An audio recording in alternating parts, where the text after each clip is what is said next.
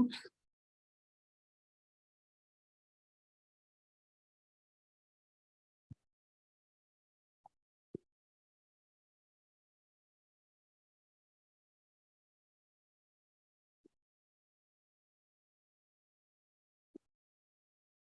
Okay, so we are streaming live on YouTube now.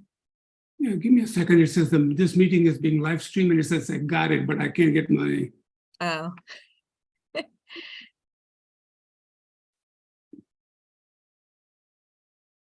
Oh, got it. Okay, good. Hi, Lisa. Hi, Heen. Oh, hi, my dear. Hi, Linda. Good to see you. I'm so happy to see you too.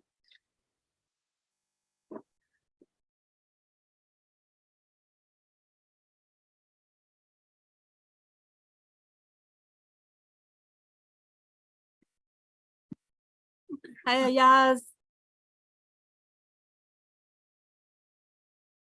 People are coming in now. Hello. Good to see you. Hi, Susanna. Hi, how are you? Doing great. Hope you are.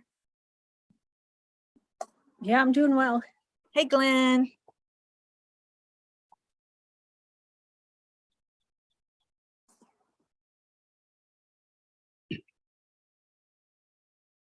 Okay, we'll give folks another few minutes to join, and then we'll go ahead and get started with presenting the path. This is module 3 of Discovering Buddhism. I have a question. Sure. It's module 3, but does that mean that I have to take 1 and 2 before I can take this, or can I take them No. independently? Yeah, you can absolutely take them independently. Okay. They do sort of build on each other, but you know, this early in the game, you don't, it's totally fine. And they are recorded if if you have loads of extra time and want to go back and watch the recordings. Yeah. You know, certainly feel free to do that. But no, this is especially this one, presenting the path, is a big, you know, it's a big general overview of lots and lots of, you know, things that some of which would have been covered in How to Meditate, as well as Mind and Its Potential, which are the first 2. Right. Okay. Yeah, And so no worries. It's a good time to start. okay, good. Any other questions while we're still waiting for folks to join? Hi, Anna. Maria. Let's see, who else have I missed? Chitra's here. Hi, Chitra. Hello, Ayaz, Carol, everybody. We've still got folks joining. So let's just give it another maybe a minute or 2. If that's okay.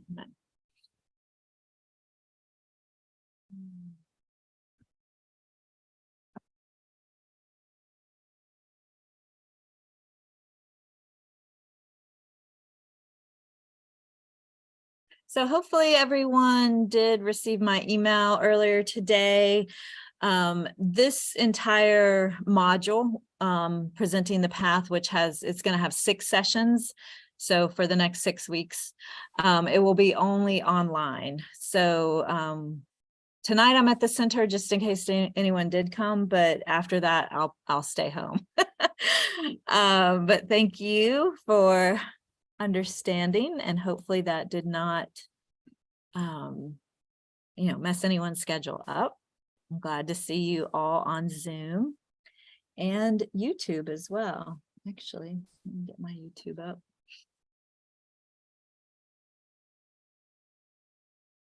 All right, and if anyone has any questions about how to access any of the materials online, I will stay after on Zoom to kind of walk you through that. But I've done it a couple of times, so I know folks have already seen that, kind of walked through that with me before. But if you do need that, I'm absolutely fine with staying online and walking you through that after class. So feel free to stay on, or if you have any other questions, logistical questions for me, class questions, ask Heyman. All right, I think we're probably good to start, Hamid. If Okay. I'll go ahead and return it or turn it over to you. All right, well, let me start by thanking you for joining the class. This is module 3 of Discovering Buddhism. It's called Presenting the Path. And so typically when we start the class, and because it's going to give you an overview of the entire path of Buddhism, again, it's an overview. Each of these topics will have a detailed topic in the Discovering Buddhism modules. But anyways, this is to give you a great view of where do I begin type thing, right? What do I do? So we're going to cover some of that during this 6 weeks. But before we start anything, this is not a mandatory, but I ask people if they would like to, if they're able to do a prostration, great. If not, at least mental prostration is good for you to begin with. That's a tradition and it's something very good. And what we do is, and I'm going to give you a slide to actually see it, and I want to talk about that a little bit. Give me 1 second, okay?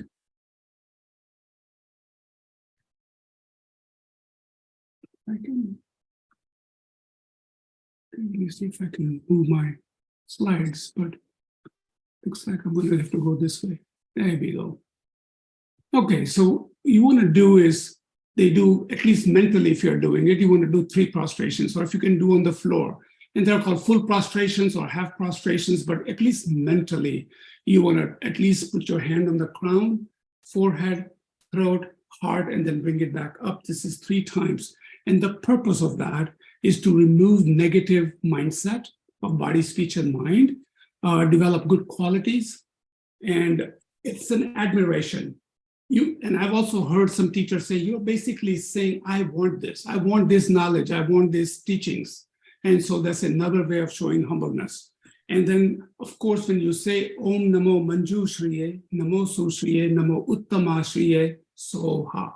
Sounds like if this is for your first time, it may sound a little strange, but that's typically what we say. It's a mantra that says, homage to the glorious and peaceful one, homage to the good and glorious one, and homage to the glorious and unsurpassed one. Okay, one that is a Buddha, one that is a realized being. Okay, and then there are other, you can go further to learn that even the left hand stands for something called wisdom. This hand stands for method. When you close and you put your thumbs inside, that's the wish-fulfilling jewel that you're offering. And the space around this is called the ultimate truth. But there's a whole tradition to that. But anyways, for our purposes, you can just do 3 prostrations like this.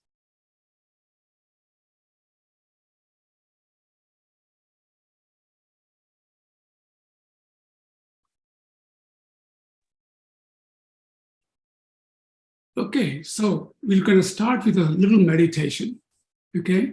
And the purpose of this is to bring your mind to the present. We've had a long day. It's 7 o'clock in the evening for many of us. And the mind has a lot of stuff going on. You may have had a good day, a bad day, or a rough day, but this is to bring your mind to this class. And the way we talk about sitting posture, obviously, if you're sitting in a chair, you're not going to sit on the floor. But the idea is to keep your back straight. All of these things that we are talking about is when people sit down, they get really tight, and some people meditate for a long time. This is to make sure you have enough air, you're comfortable, you're not going to fall asleep, you're not going to start drooling, that kind of stuff. So they came up with a way, and then the main thing is to keep your back straight. And why is that?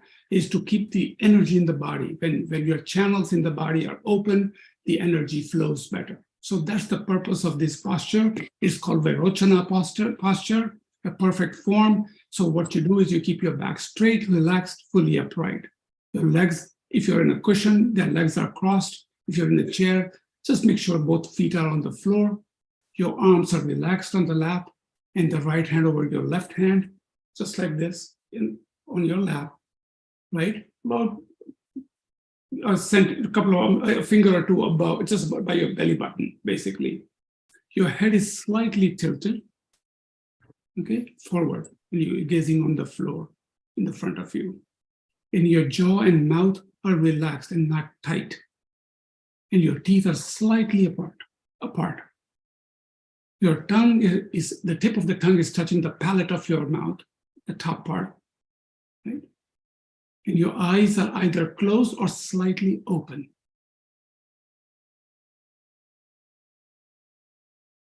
So let's get in that position first.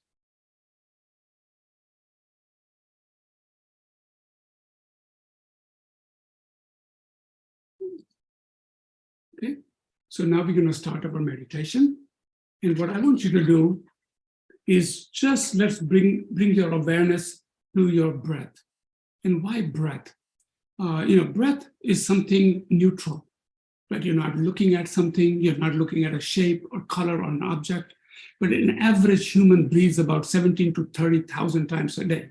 It's part of you. So it's very easy to just focus on your breath. It does two things. It develops your concentration. It also relaxes you. When you're focusing on one thing alone, all the rest of the chatter goes away. Okay, so that's the point of this meditation, and it calms the person down. So you can focus on the air moving in and out of your nostrils, or you can focus on your rising belly. When you inhale, it comes out, and when you exhale, it goes back in. You can just keep your focus there. So let's start doing that a little bit. Just check your body, check your posture, and start focusing on your breath.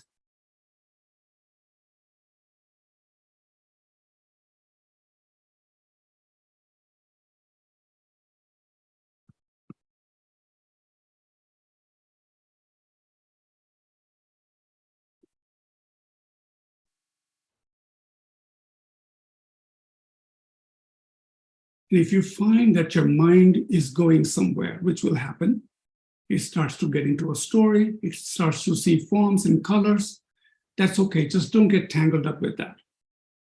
Just don't attach yourself to that. And you slowly acknowledge it, you see it, and say, I gotta go get back to my breath. And then start focusing on your breath again.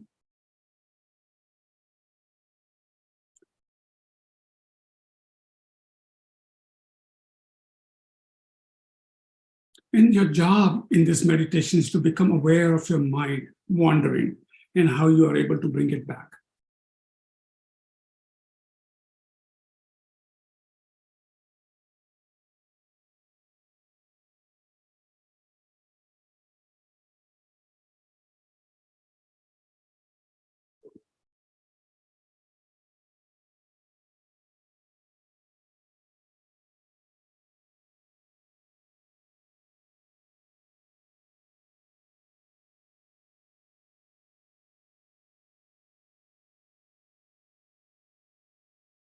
And one of the most important things we do in this tradition is set our motivation. So there's a lot of things you could have been doing right now. So ask yourself, what is your intention right now for listening to this course or session? And obviously, in this particular tradition, there's nothing better than trying to develop your mind, to spend some time exploring the topics in the Presenting the Path module, and how you can contemplate and apply what you're learning to your daily life.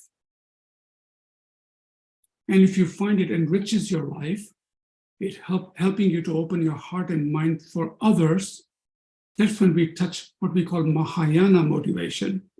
Mahayana is a vehicle, or a Buddhism is broken into two paths, Hinayana, Mahayana. Mahayana also known as greater vehicle. And the whole point of Mahayana is to become enlightened, to benefit others, to cherish others. So think, may this action here, this sitting together, listening to Buddha's ideas about happiness, about suffering, about how things are, all of the questions we have, may listening to this strongly develop my potential in my mind. May I take some tools from these sessions to develop my own mind and make amazing potential to benefit others, all the way to perfection, to Buddhahood and enlightenment. And may this action of being here today, being a part of this class and learning about and listening to these teachings be a cause for exactly that result.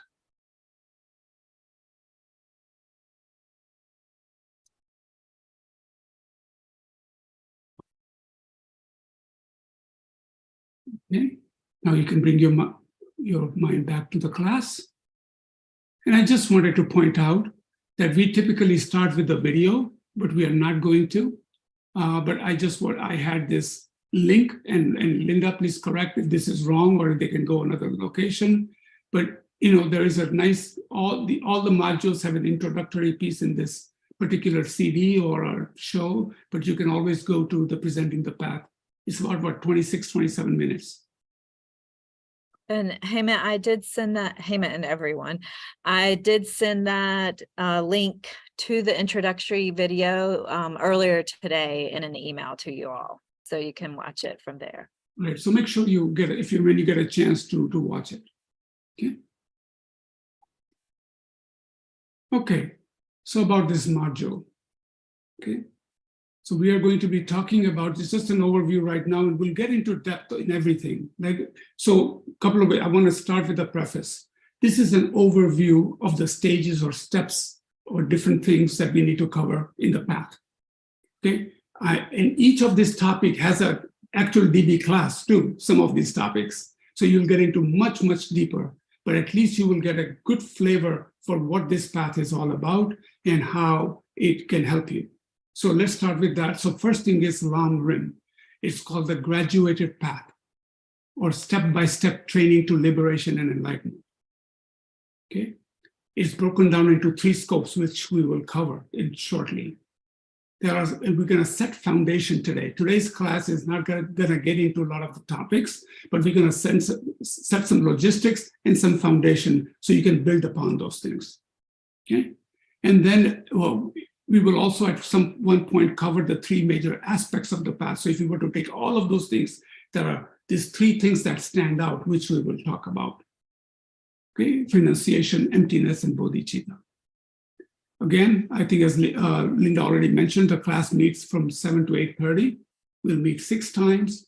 The dates are already shown in the bottom there. Today is the 3rd, so we'll meet 10th, 17th, 24th, May 1st, and 8th.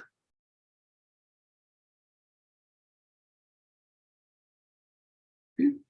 See if I can. I'm having the toughest time trying to move my slides today. Hold on for a second.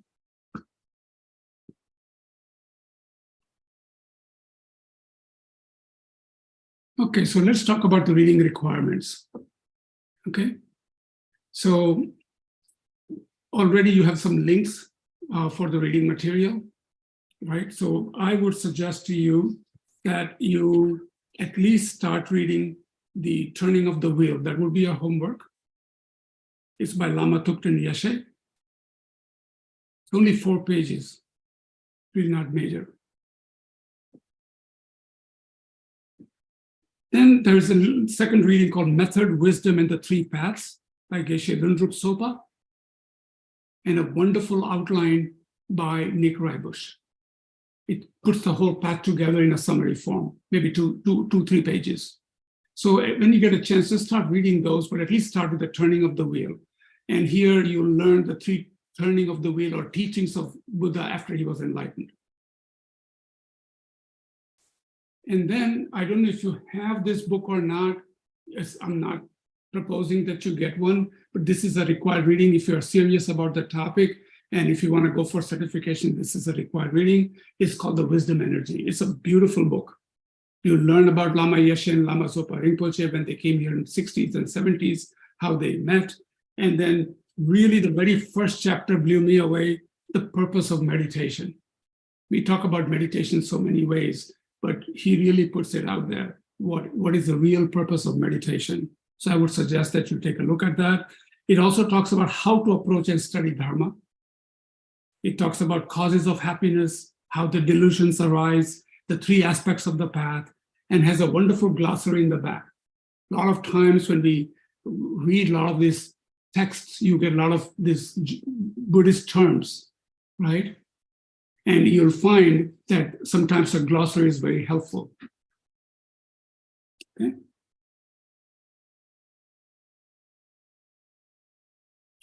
So then you also are supposed to read this 1-pager. I actually printed it out. It's just from it's called the Wish Fulfilling Golden Sun by Lama Zopa Rinpoche, page 42 and 43. And it's called checking meditation. That when you're learning something, when you are really applying yourself, it talks about the mind that wants to really learn, how it checks in, how it contemplates on what was taught, what was the meaning, what did the teacher say, what did our lineage teacher teach. You got to go back to it. You know, if you were learning tennis right now, or any sports, for example, or how to drive, you're not going to just read a book and know how to drive and play tennis, right? You would try it out, you would read more about it, you'll figure where things are. It takes a little bit of effort in order to really engage yourself. So that's what this one page it talks about.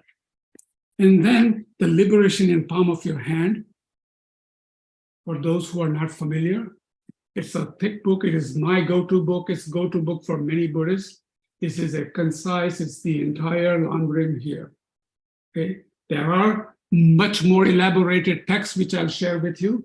But if you wanted to really look at Lamrim by Pabongka Rinpoche, it's beautiful. There's a requirement from page 1 to 100. And if you really look at it very carefully, it really starts the Lamrim with an introductory discourse on Lamrim.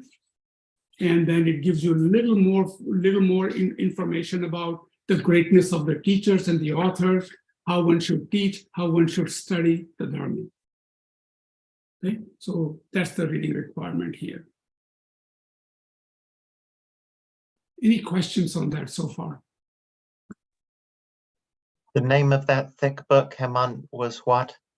It's called The Liberation in Palm of Your Hand. Thank you. This is Kathy. Could you go back to the previous page? I want to do a print screen so I can just print it off. Okay. Yeah. And also, if you have access to the course materials, in an email, you should have received like a username and a password to access the course materials on the website. And so all of this is on the on that information page on the website as well. Thanks. And then I'll stay after if you want me to walk you through that, how to find it. It is a little, it's not super intuitive. Yeah, this is really nice readings. I'm just gonna say that, I know that when you're working or you're busy, it's like, when am I gonna read all these things? But some of them are 2-3 pages, the reading requirements. The book may take a little while, right? It's not that big, but it's just beautiful book. It's just when you read it, you don't want to put it back. You want to learn more about it. So it's a very interesting reading. And the essence of the Tibetan Buddhism. Sorry, I just wanted to go. Let me go back again. This essence of Tibetan Buddhism, again, it's a very skinny book. I have it, and it's a freebie from Lama Yeshe Archive. You can sometimes find it free, even in the Kadampa Center. And it truly is a introductory discourse, and it talks about Sutra and Tantra a little bit more. It's very easy reading. Just an overview.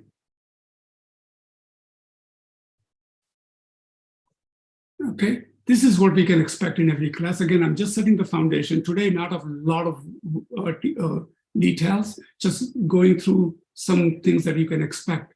Typically, I will start with prostrations. Just like you were entering the Kadampa, you would do prostrations. We'll do a calm abiding meditation. I will do a summary of previous class. I will not go through a lot of details, but I will give a summary for those that may have missed the class, or just to make the connection. Because this is path and we go through subject by subject by subject, by the time you reach about the 5th point, you've forgotten what was the first one. So it's good to kind of link everything together, keep the perspective. Okay, I'll always have a slide that says topics to be covered today. We'll do a closing meditation if appropriate, depending on the module, which session we are. And then there will be some homework. And typically I ask to read the required readings. And occasionally, time permitting, we may have a little Q&A at the end to talk about those readings and some questions you may have. Is that okay?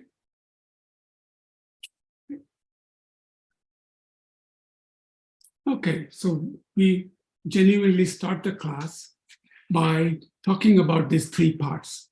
I can't see everybody, but if you are sincerely thinking about taking the certification through FPMT, I would pay attention to this particular one because this may be a question. I can be straightforward about it.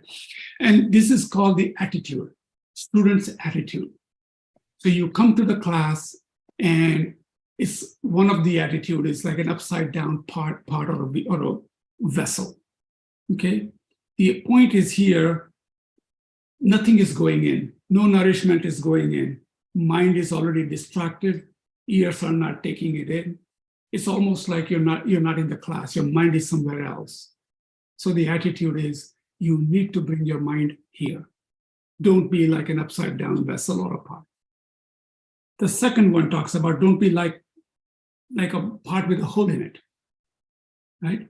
You must make an effort to remember some things. So when I'm talking about this, or when we are going through some very key points, you want to remember those. You can take a picture if you want, write it down, do your reading, but then go back to it and learn what was it, what was Hemant talking about? What was that about, right? You may have a question, and you please feel free. I'll again put my email and numbers, and many people from previous classes have actually called me to clarify something. No problem at all.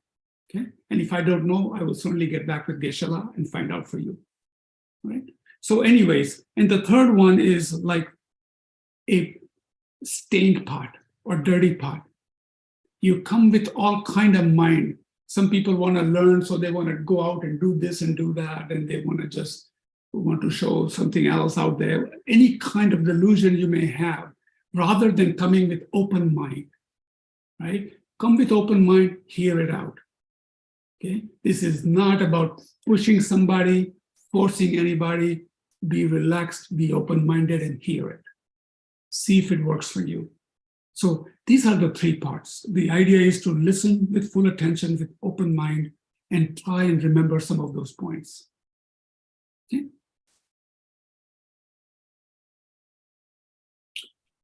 So today we're going to start with some analogies. So we can start actually the class. And then, oops, see how this just doesn't want to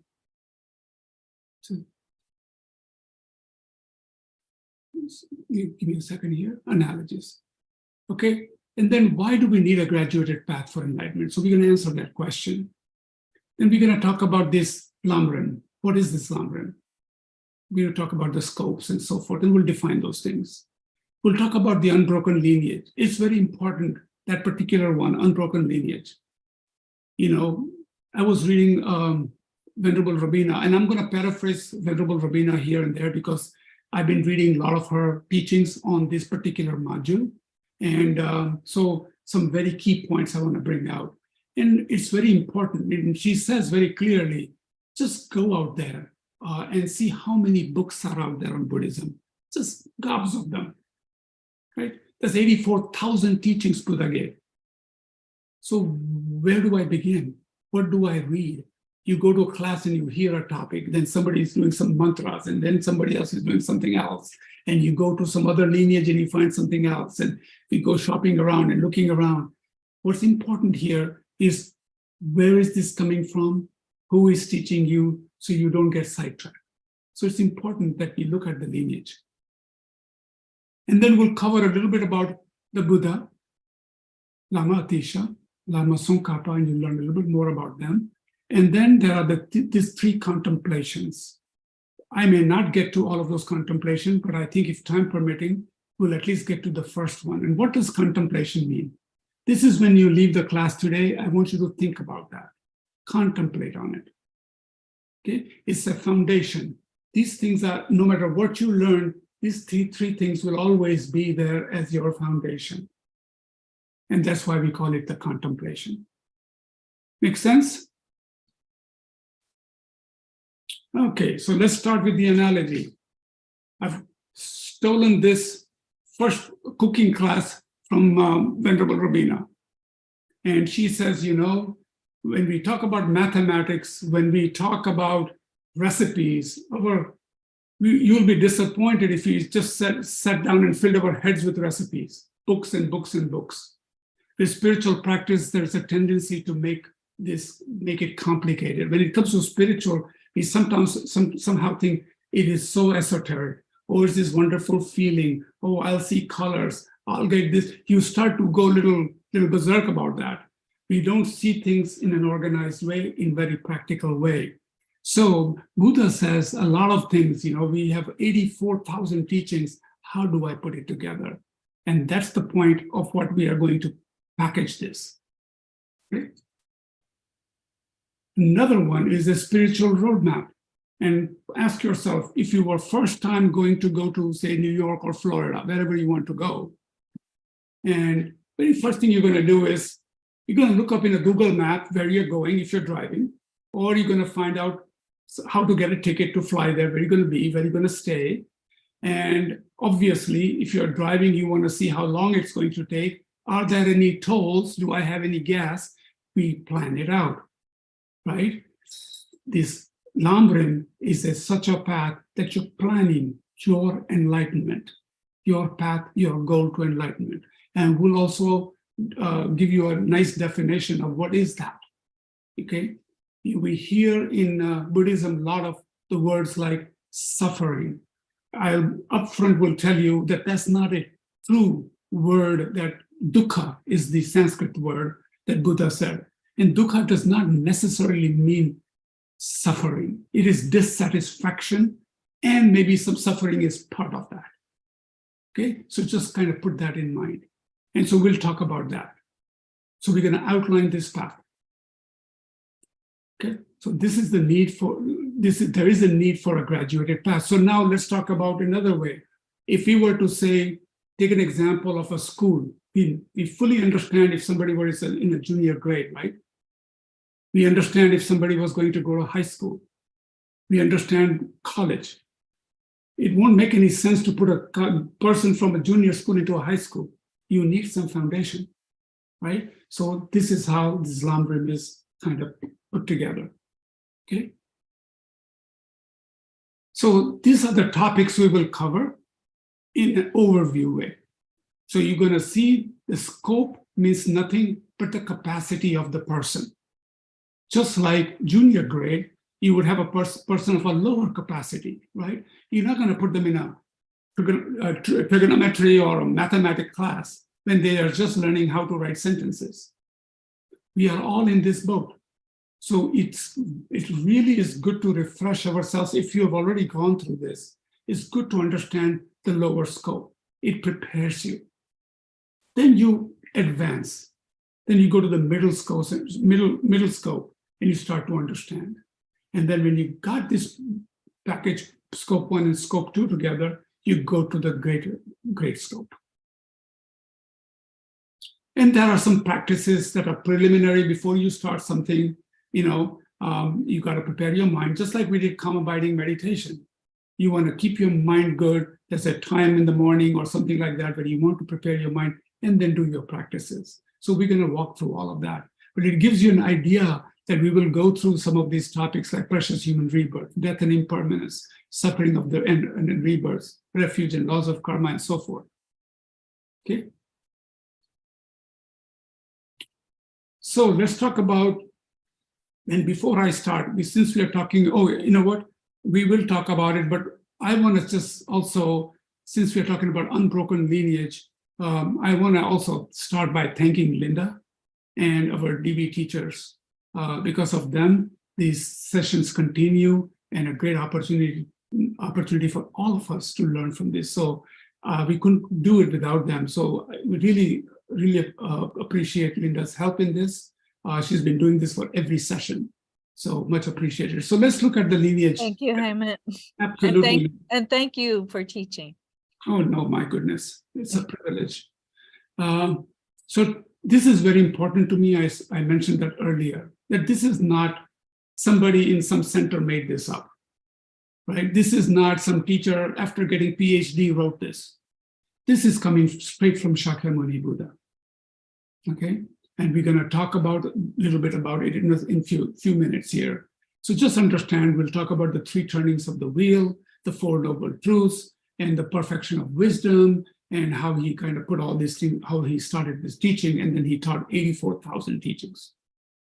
And then we'll talk about a little bit about Lama Atisha in 11th century, Lama Tsongkhapa in 14th century, all the way to our current teachers. I love these pictures, and I thought I'll share it with everybody. That nothing is broken. This continues to be taught in the same manner. Okay. So again, be comfortable. If you are pursuing this in some seriousness, you should be comforted that you're getting the lineage teachings of the traditional teachings. And you did not watch the video today, but I can't help every class I have to at least point this quote from Richard Gere, which is part of that video that you would watch when you get a time. And if you take a look at it, it says here, Buddhism is a comprehensive system that shows us how to transform our minds from a state of suffering to satisfaction to one of extraordinary joy, awareness, and contentment. Vast in scope and profound in its implication. A lot of things are said in just the top paragraph. We have to look at what we are going through in our life in order to then do something with it, to be able to have this extraordinary joy, awareness, and contentment. Right? So Buddhism accommodates every kind of mental disposition, but retains a laser-like precision that shows us what to be accepted, what to be rejected. It was realized and embodied by a human being just like you and me, just like us. That's the most, I think it's very profound in so many ways. Okay. Second quote. Hemant, we do have a quick question. Sorry to interrupt you. Sure. Is 5th century for the Buddha correct? Correct. Well, sometimes depending on the books you read, I've seen 5th century written consistently. Some people say 5th, 6th, in between somewhere, but we call it the 5th century BCE, before Christ. And I have a slide on that, matter of fact. I think I mentioned the timing. So 2,500 years ago, an Indian prince named Siddhartha from the Shakya clan, was a little kingdom, Shakya, decided to give up his kingdom to search for a way out of suffering because of his relentless determination. Keywords there, relentless determination to find ultimate freedom. He came to understand the nature of the mind and in turn, the ultimate reality of all phenomena. He was then called Shakyamuni Buddha.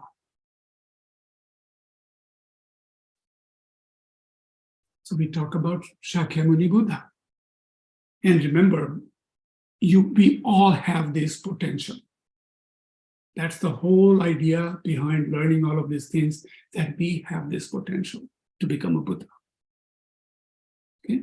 So just a little story of Buddha. I think it's great to have, most people probably know a lot about that, but if you were to take it in a very quick way, he was born a Prince Siddhartha. He was also called Gautama Buddha, or Gautama Siddhartha, sorry. He was born in Lumbini, currently part of Nepal, but at that time the kingdom was all large. India, Nepal was all one big piece of land. About 2,600 years ago, 563 BCE. He was born to Shakya clan. And then when he was born, it was prophesied by one of the seers that somebody very important has taken a birth. So he came to see in the kingdom to see the baby. And he told his father that this baby is going to be this king, but not the kind of king the father is thinking about. The father is thinking about my heir. He's going to be sitting on the throne one day. We're going to win these wars and we're going to have this large kingdom. He would change the mankind. He would be a leader of mankind. And this did not sit well with his father. He was really tortured by that thought that his son would become a monk or something like that for that sake. And so he was then protected. His father decided he was going to just protect him from all these poverty and sicknesses and create this atmosphere of nothing but luxury. So he built beautiful these walls and put all kind of luxurious things around him so that his mind does not go into that state of mind that the seer had said that he may become a leader of mankind.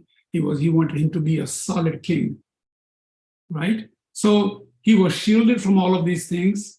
He was married, okay? But if you look at his biography, and I've seen his story multiple times, you see even in childhood, he was a very kind and compassionate being. He always was very kind, always had a positive outlook, was not attracted to a lot of this stuff. Then one day, he wanted to go out of his kingdom, and he snuck out with his charioteer, Chana, and his horse, Kantak. And he went out in the town, and he saw that his father had taken all of those poor people from the kingdom, put them outside so Buddha couldn't see him, but he saw poverty. He saw old age.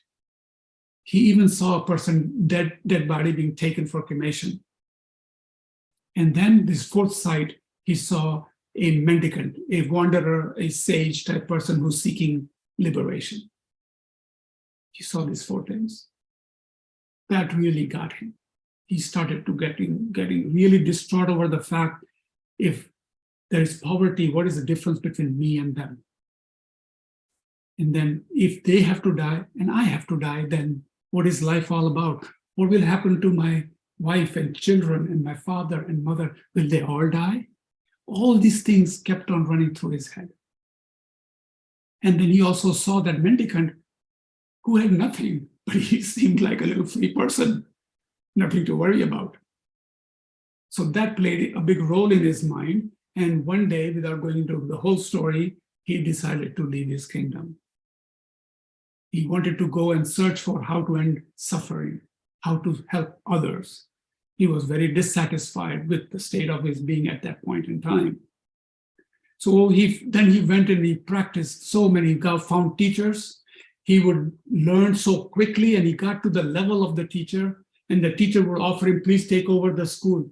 And he did not get the answer he was seeking. So he moved on to another teacher. And then he went to a lot of austerities, some very tough practices. You may have seen his picture where he only ate one grain or none for a long time and became like a skeleton. And one day he was going to the river and he fainted.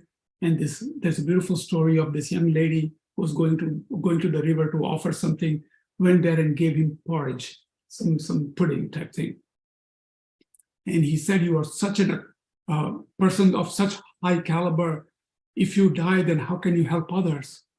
Buddha realized that the middle way was a good way, not to go to too much extreme, this way or that way.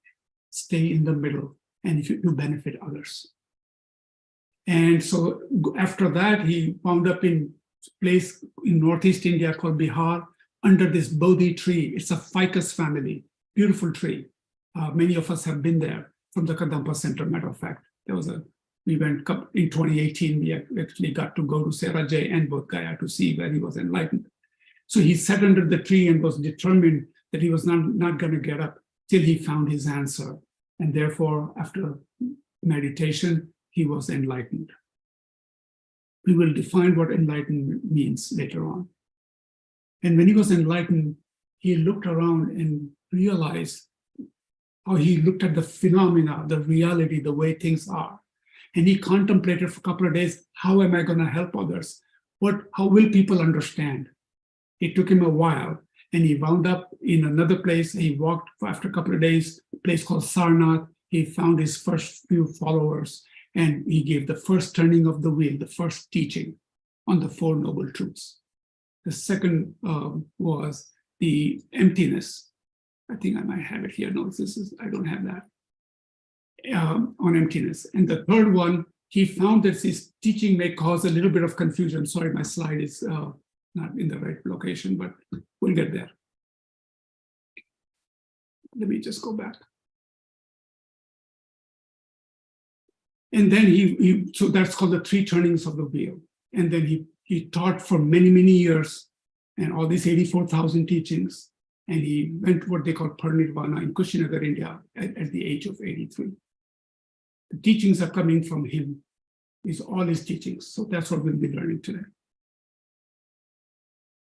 I'm going to keep tab of the time. Then in about 11th century, we have Lama Atisha, another Indian master, a big scholar, a big saint. He was invited to Tibet. And he found that, well, there were many yogis in Tibet, many scholars, but they had lost the plot. There were too many teachings. It's like the recipe book, so many recipes. I want to just learn how to make the cake. I don't want to learn all the recipes, right?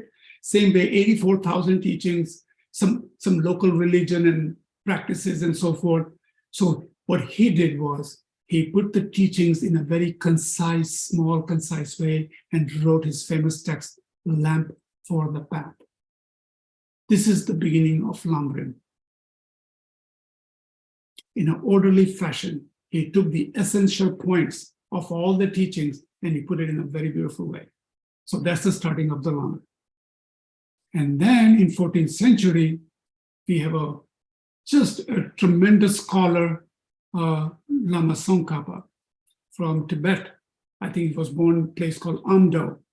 He was known scholar, I forget the name, the logician is the correct word I should use. Epistemology is the word I was looking for, but he was a logician, a scholar, an avid writer.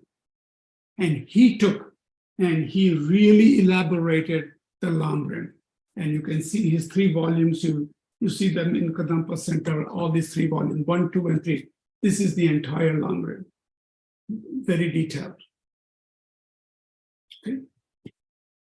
And it's called the Great Treatise on the Stages of the Path to Enlightenment.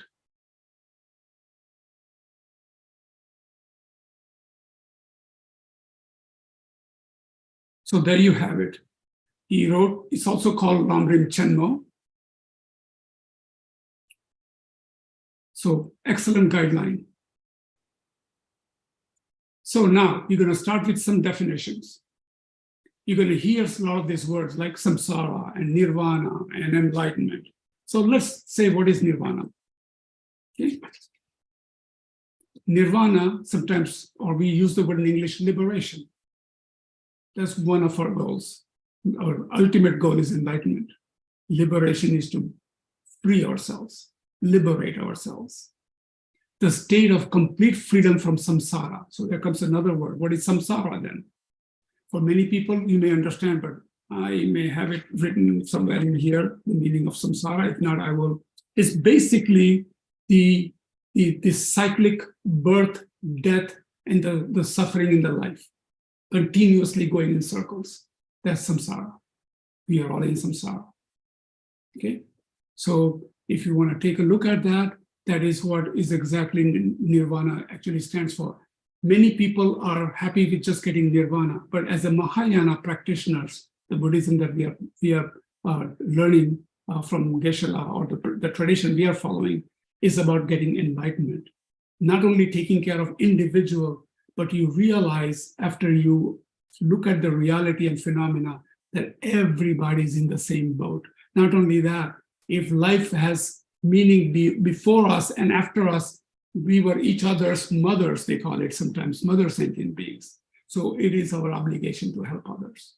But first we must become enlightened, then we benefit others. So that is the Mahayana way of looking at it. Any question on these 2 definitions? If you have a question on Zoom, you can just wave or unmute. If you are on YouTube and have a question, you can put it in the chat, as I am monitoring that as well. Okay. So before we go to all 3 contemplations, I want to just talk about the preliminary, the first one, the nature of the mind. And why is this important? If you think about, and the way I can think about is, we talked about cookbooks and so much theory.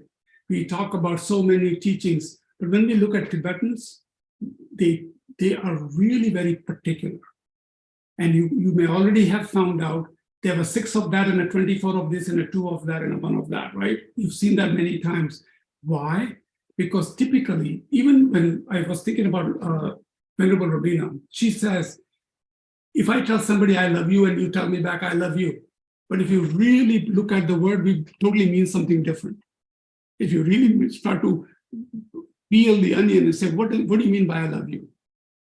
And you will find out there are different meanings. But Tibetans are very particular. When they talk about enlightenment, they know precisely what needs to happen. What does it mean? What is nirvana? How does it all work? They're very precise about it. And you see that with Geshe-la sometimes. If it doesn't make sense to him, he will say the word, but they will ask you, is that what it means? You know, he'll ask you that question. And not only that, he'll read his book and he says, that's not what it's saying here. I will say it this way. That's how precise they are. And I think it's important. And again, I would like to say that when we talk about spirituality, people have all kind of mental pictures of this feeling. It is something different, like a paradigm shift. Buddha is all about truth, reality, pragmatic, right? And the idea of mind, so we need to understand the nature of the mind. So let's kind of think about that. Mind, Sanskrit word, chitta. Okay? And so in Tibetan word, sem. Matter of fact, sentient beings are translated as mind possessors, semchens. Okay? So we can say that the mind is beginningless. We can take an example of that. Okay? Logic. If you were to think where your current thought is coming from, think about it, where this thought in my mind at this moment is coming from, it is necessarily true, it comes from a previous thought. Think about that for a second. The thought right now came from a previous thought. And that thought came from its previous thought. And the logic would say, that's how it will continue. That's all our mind does. It's just a stream of consciousness, right? So then one can go back, and at the time of the birth, one logic would say, there was no beginning. If the first thought came to you, it must necessarily have its previous thought. There is no beginning thought and there is no end thought. It is a continuum stream of thought. We simply change the vessel.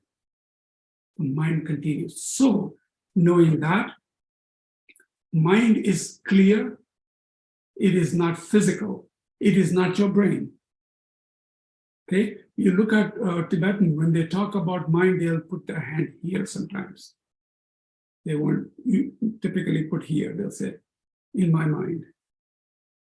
It's a kind of interesting to see that, because we would say sometimes, you're in my mind here. But it's not your brain. Okay, so let's be very clear about that. It's not physical, not the body, it's not your soul, and it's not your brain. Matter of fact, Buddha doesn't talk about soul. It is simply mind. That's why in Buddhism, they don't believe in a creator. Nobody's sitting there making this happen.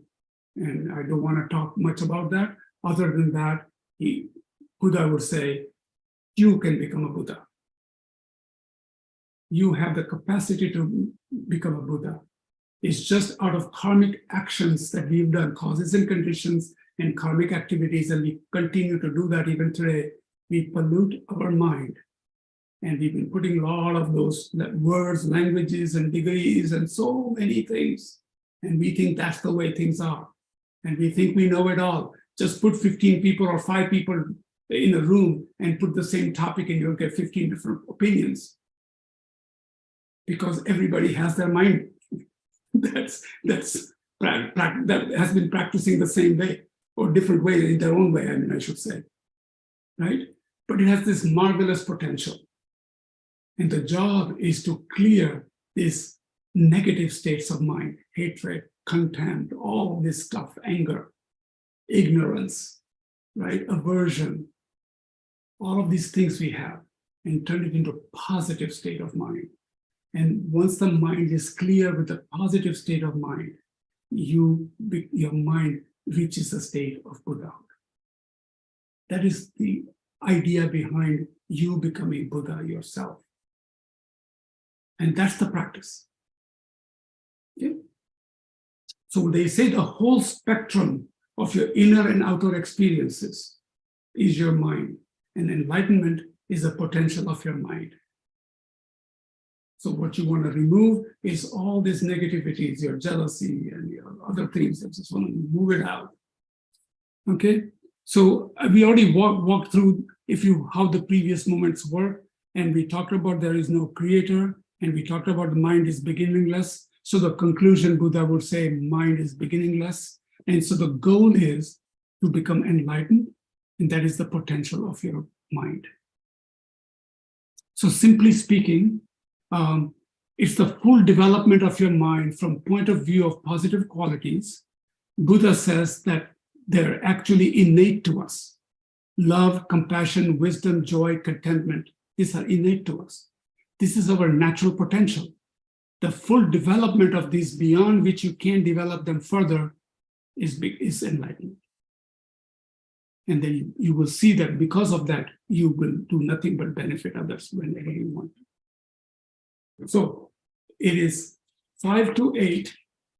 And before we go into meditation, I wanted to end a little early today so that we can really just today, first day, just lay the foundation, talk about mind. So just putting the summary together, make sure you start your readings. Linda has provided you with the links. And just think about what we went through today a little bit.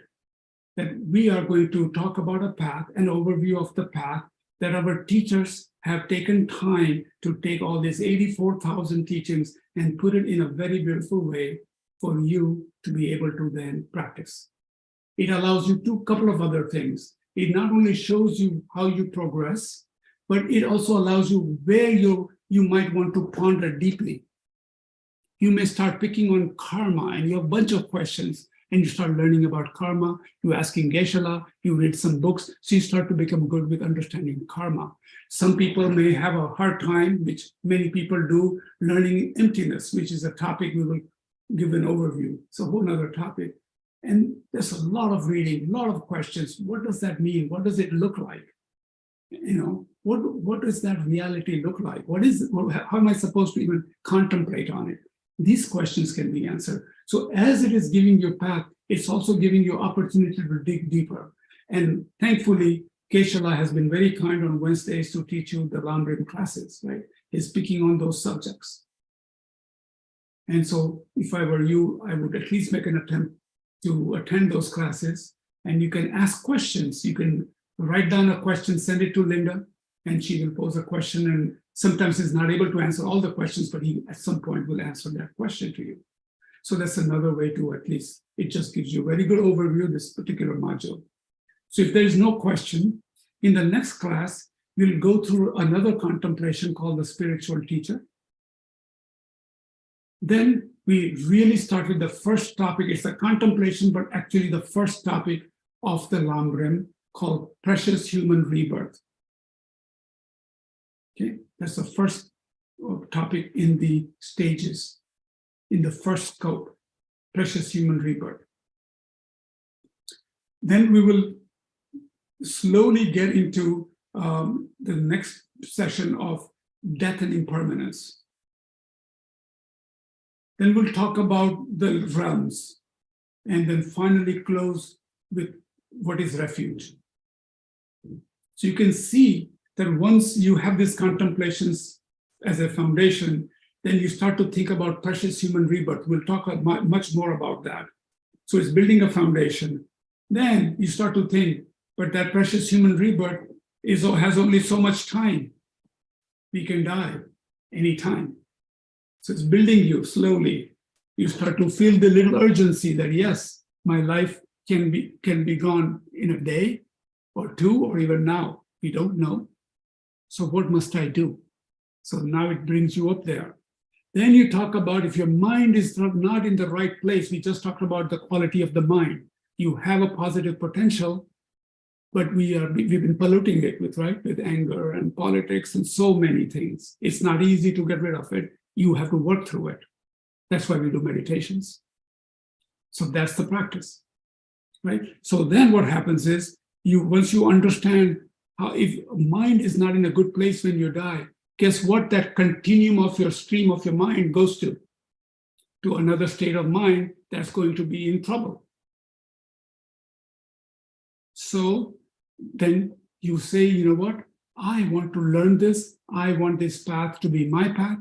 That's up to you. This is, again, I'm just speaking from the perspective of the scope and the teachings. And then a person may decide to take a refuge. In other words, I want to commit to learning this deeply. And that's why we take refuge. So we're going to kind of unravel some of these things in the next class. So if there's no question, we'll end this class with a meditation. So again, get yourself in that position where you are in that Vairochana position, or your back is straight. If you're sitting in a chair, just not too tight, okay? Nothing is tight. The idea is to be relaxed, but not slouched. Be comfortable. Head is slightly tilted, eyes slightly open. Your jaws are not tight. Your arms are not constricted, open, easy. Your right hand is on top of the left hand. Your thumbs are touching, and just by your navel, and just relax.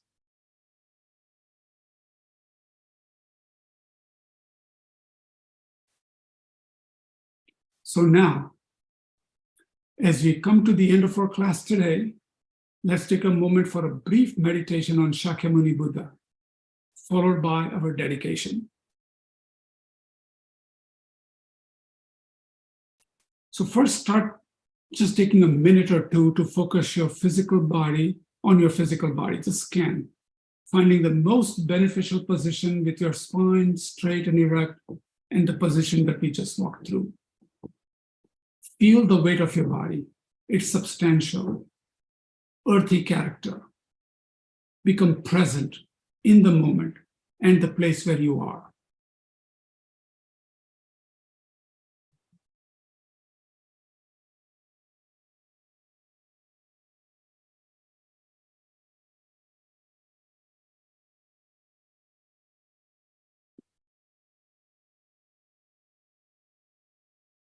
Now start by taking just a minute or two to focus on your breath.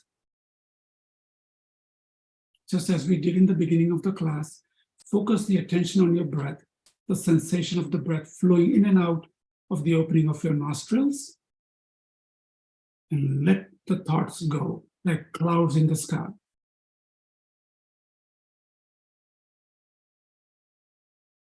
And if distractions arise, be aware of them without getting involved and without judgment.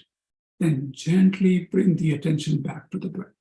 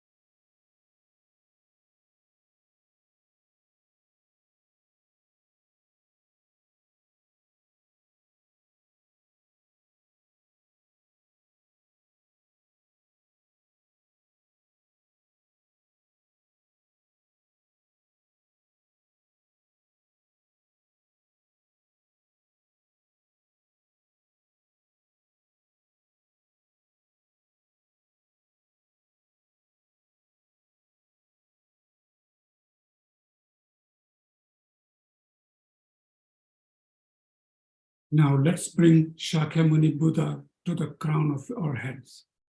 Just visualize Shakyamuni Buddha on each of your heads, in your individual head. And especially ask for blessings of the path within our mind stream.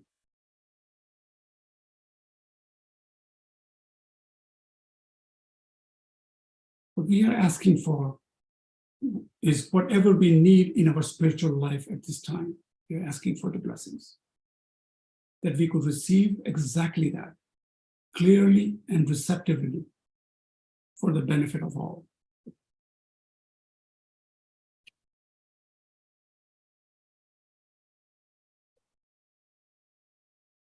And now we're going to recite this Shakyamuni Buddha's mantra in your mind. Tayatha Om Mune Mune Mahamune Soha. Tayatha Om Mune Mune Mahamune Soha. And one more time. Tayatha Om Mune Mune Mahamune Soha. And visualize rainbows of light coming forth from Shakyamuni Buddha and completely penetrating our crown chakra and coming down to our heart and pervading our entire body and mind with a rainbow of light.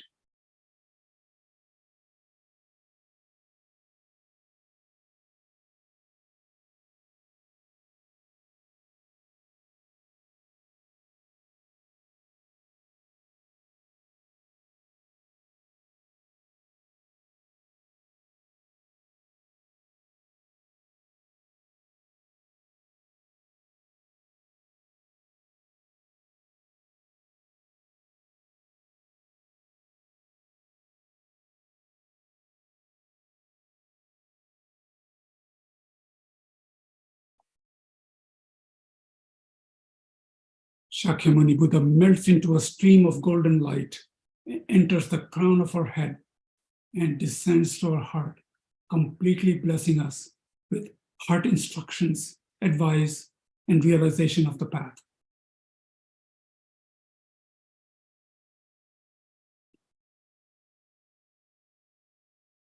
Dedication. And now, take a moment to dedicate the merit of having made this effort to listen to the teachings, to the swift enlightenment of each and every living being, and dedicate this merit that we ourselves might quickly attain this awakened state of perfectly awakened Buddha and be able to benefit of and be of benefit to all living beings by leading them to that very same state.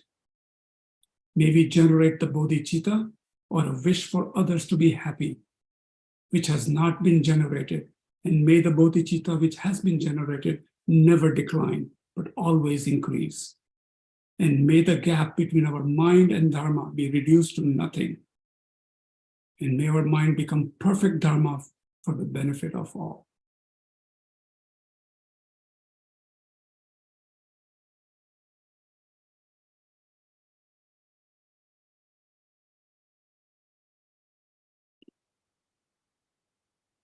Thank you.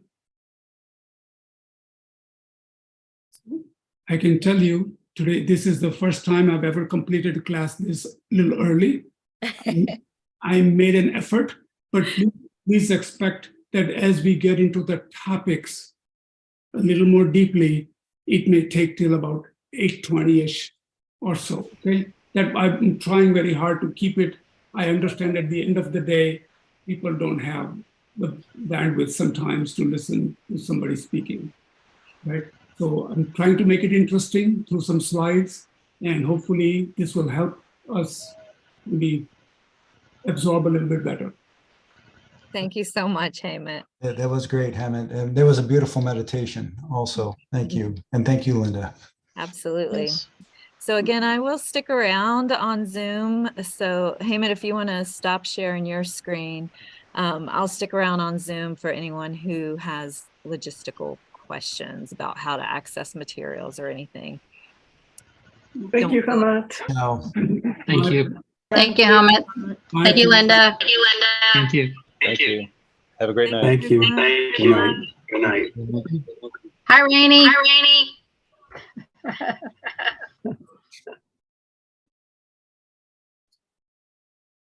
So Linda, this is Carol. Hey, Carol.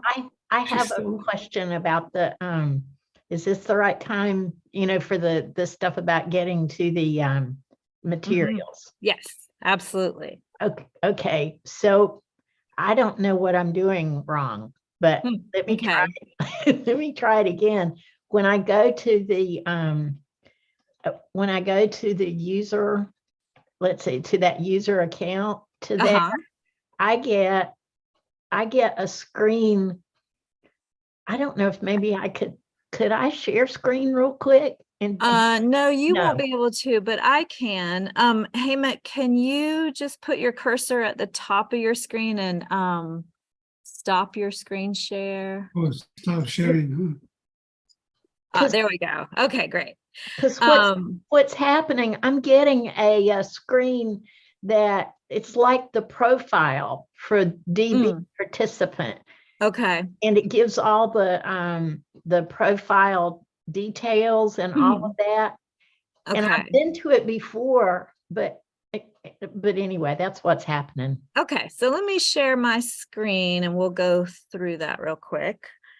All right, so this is, hopefully everyone received this email from me today. If you have registered for Discovering Buddhism, you should have received this. If you have not registered for Discovering Buddhism, like if you're on YouTube, go ahead and register for Discovering Buddhism so that you can access this information. If we scroll down on your email, come to course materials, and you're going to sign in to the Kadampa Center website. So it's kadampa-center.org/user. So I'm going to go ahead and go there.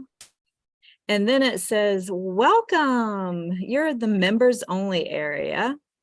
And then in that email, you would have received a username and a password. So the username is db-participant, and then the password will be in that email. So yeah, so let me keep going, Carol, and we'll see where this takes us. Okay. So let's see here.